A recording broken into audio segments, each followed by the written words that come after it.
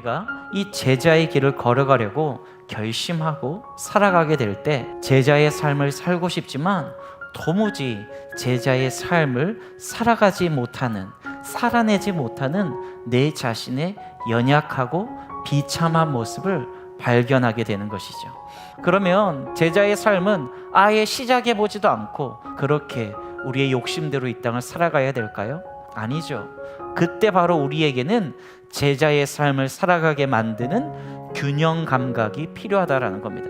하나는 뭐냐? 제자의 삶, 이 제자의 본질을 절대로 포기하지 않는 겁니다. 성경 말씀을 희석시키지 않는 거죠. 포기하지 않고 말씀대로 살아가는 거죠. 그러나 동시에 내 힘으로는 도저히 제자의 삶을 살아갈 수 없는 연약한 존재임을 인정해야 된다라는 거죠. 그래서 내가 추구하는 성경이 말하는 높은 이상과 더불어서 내가 추구하는 그 높은 이상을 전혀 이룰 수 없는 내 연약한 실존을 명확하게 아는 게 굉장히 중요하다라는 겁니다. 사도 바울은 오늘 본문에서 그것을 이렇게 표현합니다. 나는 선을 행하고 괜찮은 삶을 살고 싶은데 내 삶의 현실은 죄의 시궁창에서 뒹굴고 있다라는 거예요. 그런데 여러분, 이게 사실이라는 겁니다. 그래서 우리가 선을 행하려고 하고 하나님의 말씀을 지키려고 노력하면 노력할수록 우리가 패배를 경험할 수밖에 없다라는 거예요. 그러므로 하나님의 법을 즐거워하는 것과 죄의 법에 굴복하는 것은 여러분 서로 대립되는 게 아니에요. 바로 그게 여러분 율법의 정체라는 겁니다.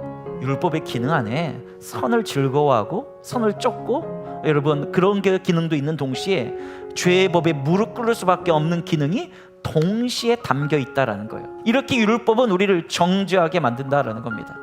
그리고 이렇게 자기 자신에게만 관심을 갖게 만든다라는 겁니다. 그러면 어떻게 되는 거죠?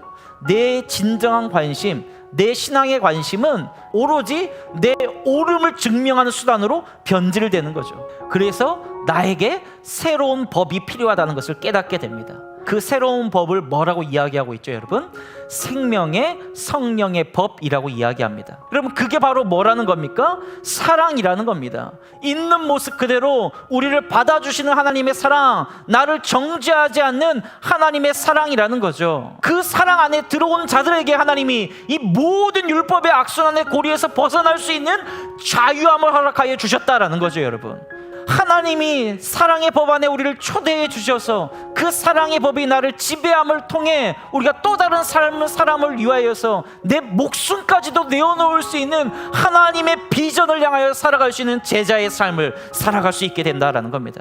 사랑하는 여러분, 이 사랑 경험하고 있습니까? 바라고 기대하기는 이 사랑을 우리가 함께 경험하기를 주의 이름으로 축원합니다. 이 사랑을 포기하지 마십시오. 주님을 닮아가는 삶을 끊임없이 추구하십시오.